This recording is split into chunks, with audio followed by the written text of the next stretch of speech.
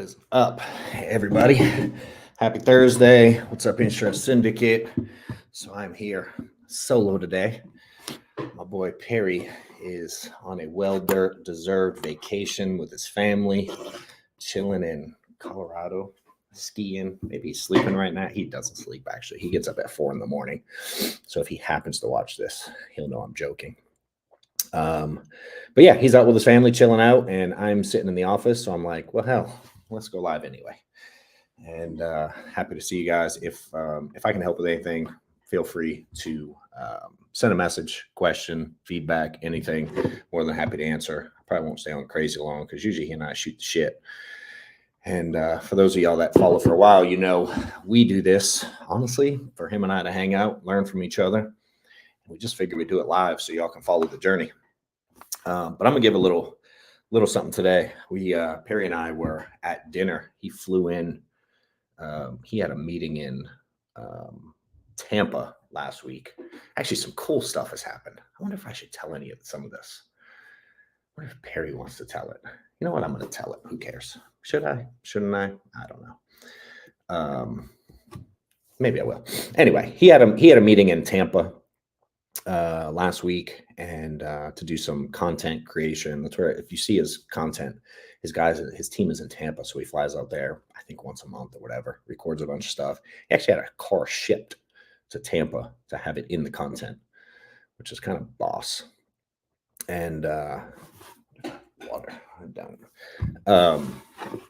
Anyway, so he had one of his cars shipped. Whoa. He had one of his cars shipped down there to do some of the content. Then he had a meeting in Virginia, DC. Maybe it's the same thing. Right after. And hold on, I'm texting Amanda. And he was like, hell, I'm going to stop in Atlanta on the way. We'll grab dinner. So he came to my office. Obviously, we recorded live last week for those that watched it here. We're obviously tech geniuses. So I remember the beginning was a little choppy. So we're working on that for next year.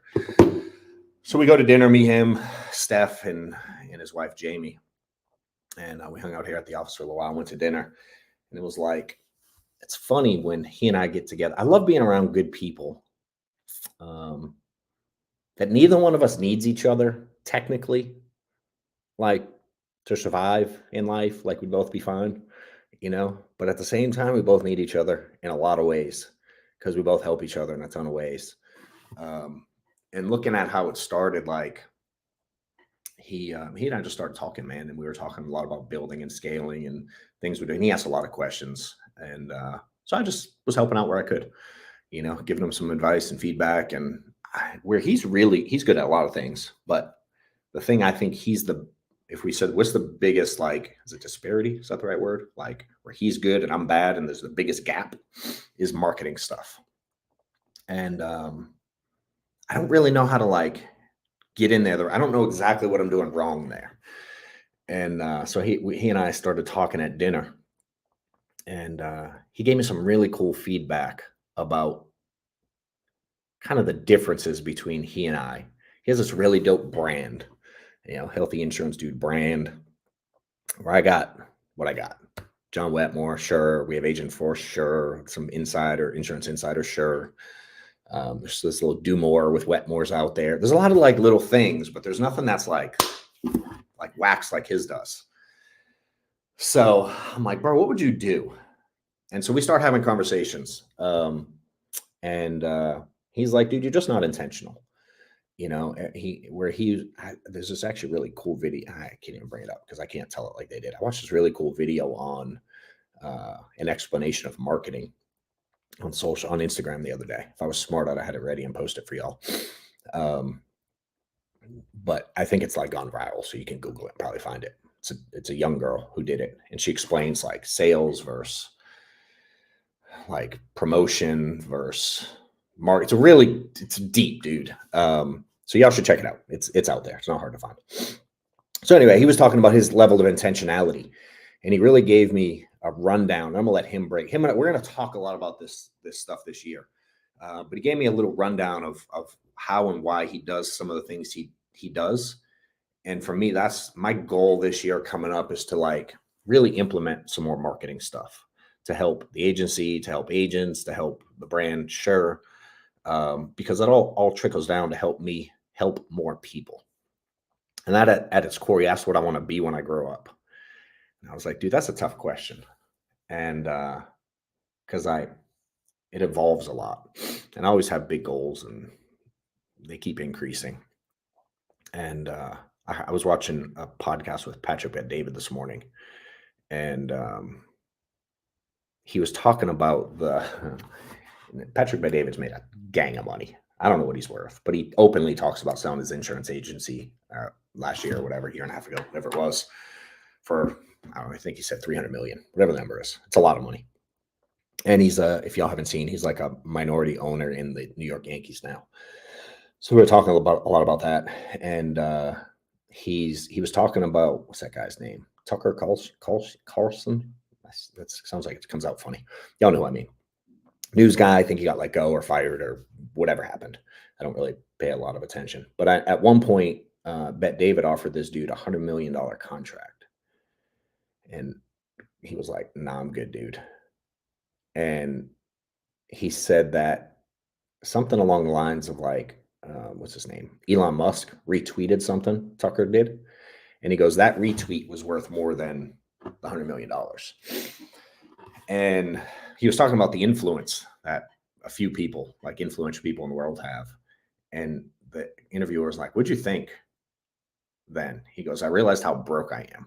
Like Bet David said that. And I've said before, like a lot, the more money I make, the more I realize how little I make. And it was wild to hear someone that just sold his company for 300 million. I'd be shocked if he's not in the realm of billionaire by now. I mean, he's got, I would think, definitely on paper. He has, I don't know, 6 or 8 or 10 companies. He's a boss. And it's wild to continue to hear people that grow at different levels say that. But what he's really good at is the marketing angle. And so Perry and I were talking about a lot of that dinner. And he was just like, dude, you're just not intentional. You know, when we're talking about some of the speaking events I do, and I'll be honest, I don't even prep for this. I just get on and start talking about whatever's on my mind for the day.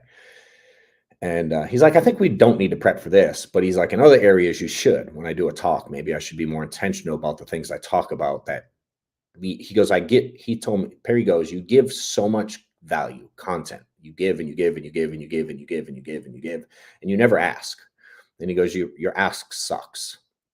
And it doesn't have to be ask for paid stuff, but he's like, dude, you don't even ask people to go to your website or like follow you on social, you know. And where his is, he gives value, he gives value, he gives value, but then he does ask for something, whether it's again to apply to his company, to work for him, to whatever those things are. So that was it was a really eye-opening moment. And you know, Perry and I got to talk about 2024 goals and beyond. So we're going to start sharing some of that stuff throughout. I want to wait till he's on to do some of it. But end of year, my assumption is y'all have goals. Those of you that are watching have goals. I get a lot of messages from a lot of agents throughout the week, a lot of comments on my content, which I appreciate and enjoy. Even the dumbasses that comment really not smart stuff. It does challenge me. It teaches me patience and perspective, which I do appreciate. Just not saying that to say that. I actually do appreciate people's perspective because it lets me know who we're working with on a day-to-day basis. So I do like varying perspective on my stuff. But what I would say is that the end of year's coming up. I posted something yesterday that was like, dude, Wednesday before New Year's is definitely not a holiday. Today's not a holiday. Friday's not a holiday. Saturday, Sunday's not holidays. Monday, if you think it's one, hey man, if you're off, cool. My staff's off. It is what it is. But at the end of the day, if you have really big goal, like people are funny. Someone complained recently about like agents of ours working. Like some agents dialed on Thanksgiving morning, and there were some people that were like appalled. They were like, that's so desperate. Who would work? Who would make their, and one, we don't make anyone work. They're all 1099. I don't, if you work, you work. If you don't, you don't. I'm just saying the opportunity is there to work, you know. And coming into this year, it's like,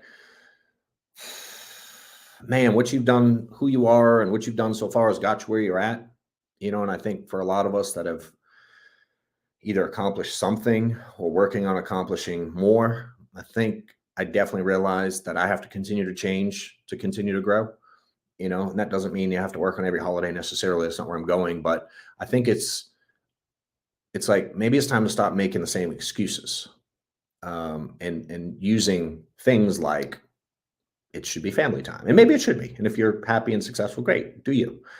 And I'm certainly going to spend time with mine, but there's zero chance. I told my staff this. We're planning. We have to plan because they had a 3-day week last week, 3-day week this week, and I'm like, do y'all really think there's any chance in hell I'm going to at Thursday at 5 p.m. all the way till Tuesday morning not work?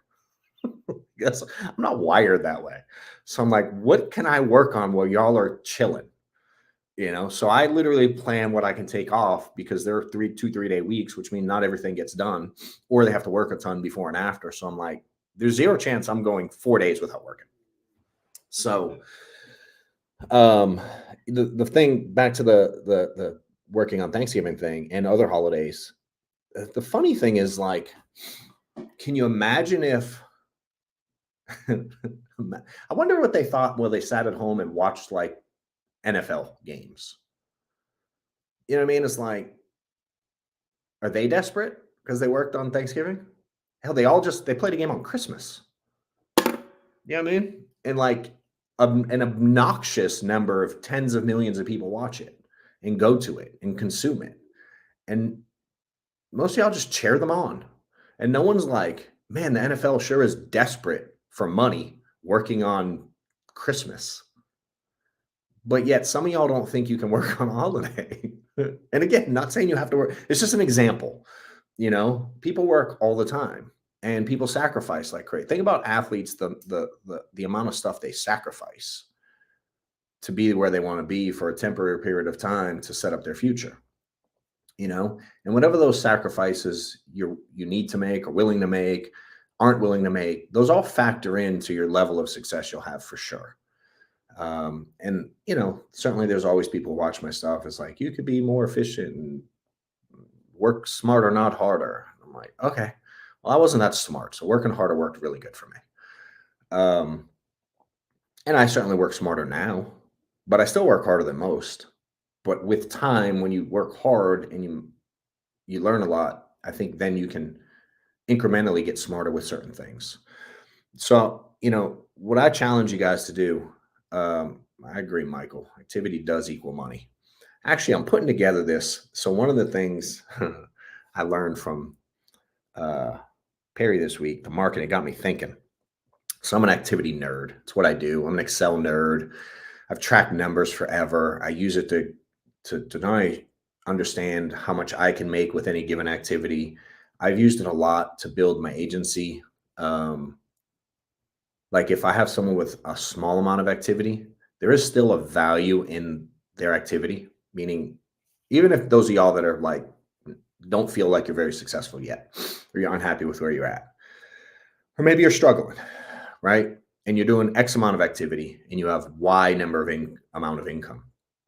There is still a value, like it'd be like Y divided by X equals amount per activity. And that's something I've used a lot. Like if someone's doing very mediocre effort,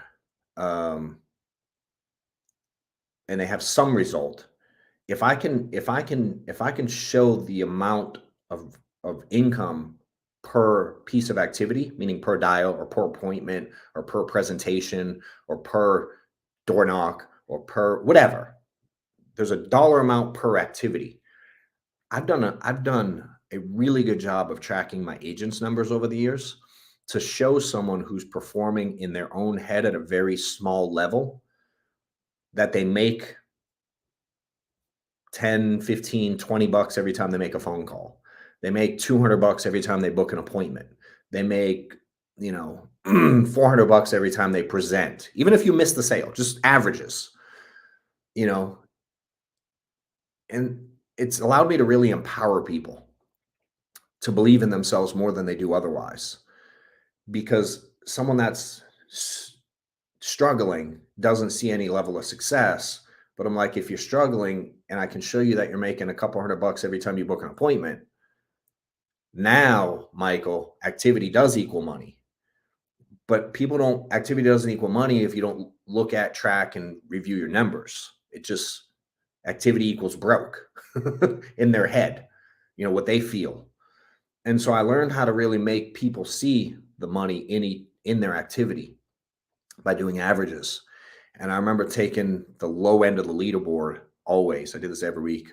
I would take the low end of the leaderboard, and I would see what their average number of appointments were. And then I would take the top end of the leaderboard and what their average number of appointments were. And you could always see the difference. The bottom of the leaderboard would average like $1,200 a week issued or submit. We were doing submit at this time. We did issue it, but the visual I'm having is on our submit leaderboard because I did it every week before numbers came out. And then the top would be like $8,000 would be the average submit. And the bottom versus top activity was like 3x, 4x. And the income was 3x. It wasn't that much different. So then what I did is I went, all right, you make this much per appointment. You make this much per appointment. And what's cool is the top and the bottom of the leaderboard, that number was very similar. The guys at the top weren't making quadruple per appointment on average than the people at the bottom. They were doing quadruple on average activity, but their per activity money was only sometimes less. Sometimes very often, the bottom of the leaderboard, someone would be like, they'd make $300 an appointment, but they'd only run like 10 a month. And the person at the top of the leaderboard killing it, who everyone was like, bow at their knees when they see them, he'd be making like $250 an appointment, but he'd run 100 a month, or whatever the number was. And I was able to take people at the bottom and go like, dude, you're actually as good, if not better than this person when you're sitting with a client. But where they're better is the activity side. So if you can somehow figure out how to match their activity and you keep your averages, you'll crush it. And it always infused this level of confidence in people. And so combined with talking to Perry last week and me just, I've been in my head just thinking and just how do I get more intentional here? How do I get better here? How do I start studying marketing stuff? How do I improve at what I suck at? One is going to certainly be having good people around me, but I also need to get better myself. So we are going to hire someone that's like a marketing genius, but I also have to get better. And so I started thinking about it and I'm like, I wonder how I can use this to attract, to one, give value, to attract people to my world somehow. So I created this, I always had these spreadsheets. I'm a spreadsheet nerd. And I always had these like activity trackers and I talk about it. If y'all seen me speak or see YouTubes, there's a couple out there where I'll put them up on the, like a PowerPoint on the projector or whatever. And I'll go through my actual numbers year by year, month by month, like during the journey. Like I still have the spreadsheets to this day from 2012 on. Real numbers, like how many appointments I booked, how many dials I had, everything, how many door knocks I did, how many closings I had. I have all of it still to this day. And every once in a while I share it because people like it. And then I would do all these calculations with it just because I like figuring out what my activity numbers were, what the money per activity equaled. That fueled me to do more. So if I knew I was making, at my peak, I got to like, I think it was like 300 something bucks, $350, whatever the number was, every time I booked an appointment. Didn't matter if I closed, it didn't matter if I went. I had to go to a lot of them to get the averages to work out, but it didn't matter the result, which for me removed a lot of the emotion because I knew no matter what, the average was going to work out. So anyway, long story short, I'm sitting around this weekend bored out of my ever-loving trees with 4 days of quote unquote holiday time.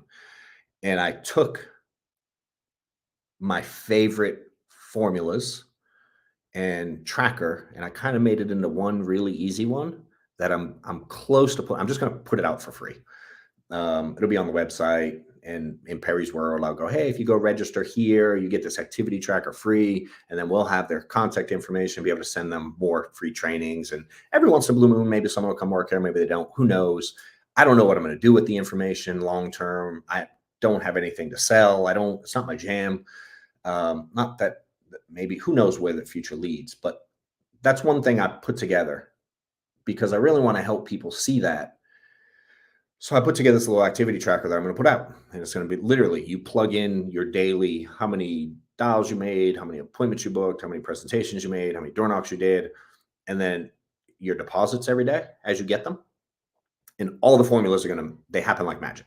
And it'll show you how well you're doing, how much you get. I even broke it down to like how much money you make per day of the week, like how much you make on Sundays versus Mondays versus Tuesdays. Like my most productive day, weird enough, was Fridays. That's where I made the most issue paid volume, is when I made sales on Fridays. Those were my biggest personal days. I don't know why. I don't have a magic method to it. Granted, I didn't really run Sundays. I never ran Mondays and Thursdays. I only ran Tuesday, Wednesday, Friday, and some Saturdays for a majority of my career. But Tuesday, Wednesday, I ran a lot more than I ran Fridays, but Friday's number was bigger. I always found it intriguing. And maybe because I saw it once and I'm like, Friday's going to be a big day. And psychologically, I was in a different spot. And maybe I did better because I thought I was going to do better. That's probably part of it, but I like seeing stuff like that. So I'm going to put it out. So again, any of y'all want it, let me know. You can actually register on the site, but nothing happens yet. We're working on it. And when you register, it just comes to us, but we don't actually have any like, hey, thanks for registering. Like we haven't built that yet. We're working on it because I'm going to turn into Perry Jr. this year. So you can, and I will post it out there, and it will be free. If you want one, DM me. We'll put it out to you guys. But that's one of the things, like if you're trying to build, maybe you can learn how to empower people and have people believe in themselves more than they would otherwise, and, certainly I think now is a good time of year to sit down and really go over your goals. One, but what is your strategy to achieve those goals? Two, and three, what are you going to give up this year that you need to give up? What are the things you're just going to get rid of, the bad habits, the hobbies that aren't benefiting you, the people in your life that aren't benefiting you, you know what I mean? Like whatever it is, what are you giving up this year to it? Because you can't put more things in place if you don't give stuff up. I know there's a bunch of you that next Monday or whatever the day is, you're going to start at the gym. But if you don't, if you don't go through and go, hey, I'm going to give up A, B, and C, dude, that's probably not going to last that long. So for me, I really have to pay attention to things I'm giving up. So I'm working on my own list. I'm going to share those things certainly as we start doing them. I have some cool goals, some personal stuff, some business stuff, some challenging stuff. I like following Jesse Itzler, and he has this thing. I forget the word. If someone knows it, post it, because it's like I don't know if it's a Japanese word. There's some word he uses. It's like means something really effing big. And he does, I think, one or two of those every year. I always forget the word, but he uses this big ass calendar. Literally, that's what it's called. You can order it and you can map out your whole year. But he always talks about the power of putting like a couple really big things on your calendar. And I like that concept. So I'm doing I signed up to a marathon in March, which I have no business running. Zero, but I'm going to do it. I will finish. I won't run 26 straight miles, but I will finish the 26 miles.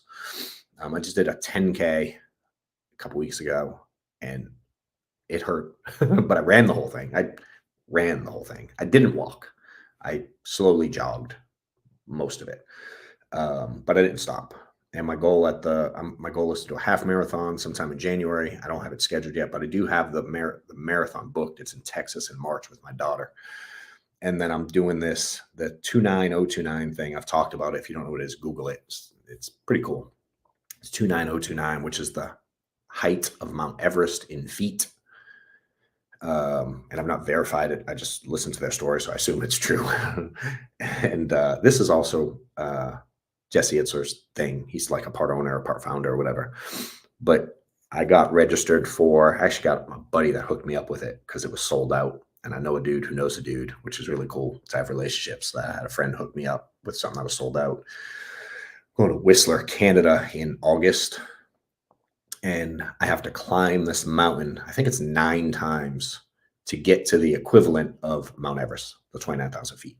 So I'm doing one big thing in March, one big thing in August. that's way out of my comfort zone and challenging me physically to a new level. And then I have a ton of business goals that we're working on. So my challenge to you is put yours out there. I would love to hear them. I like when people tag me and stuff. I like even more when people, I did this at an event in Boston I was probably there in October, maybe September, October. And this group of people had this recruiting desire and I told them exactly how to do it.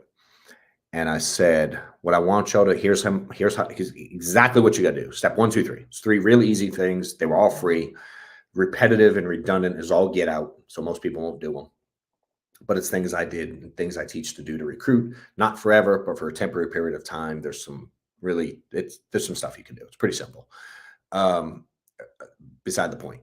So I tell them, hey, dope, here's what I want you to do. Every week, I want you to tag me on social with the activity that you said you'll do.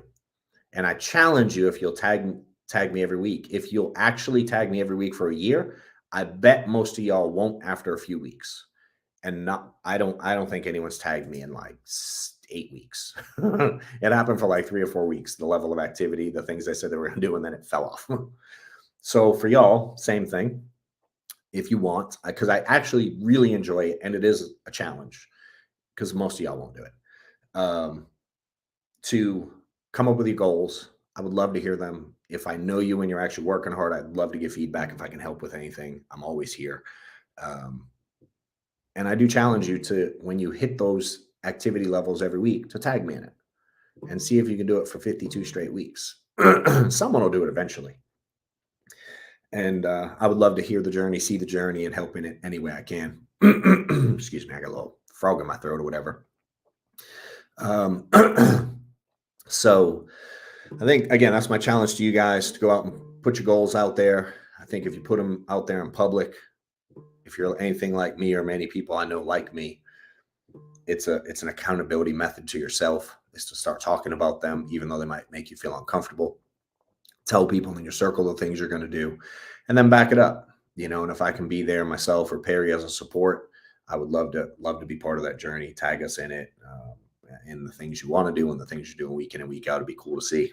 And if it's something cool and, I don't know, someone dope that does something fun, we'll have you on and we'll talk about it and get you on here as well. So that's all I got for today. I don't have any questions popped up, so I'm going to roll. Hope you guys have a killer New Year's weekend, day, hours, whatever it is you do with your family. Enjoy it. Be safe. If you're one of those that goes out there, like, don't do nothing stupid. I will be sitting on my couch chilling because I ain't getting out there in the world with dipshits on that holiday. So we'll be just chilling at home. And then I am taking the family to, or actually I'm just taking Steph. We're going to this really cool, what's it called? Like a retreat type thing, like a wellness retreat in Arizona, the 4th to the 9th, I think, something like that. We just go do cool stuff and eat really good and work out and go on hikes and take care of your health and just a nice little mental breather. So, again, wish you all the best. If I can do anything for you guys, let me know. Peace out.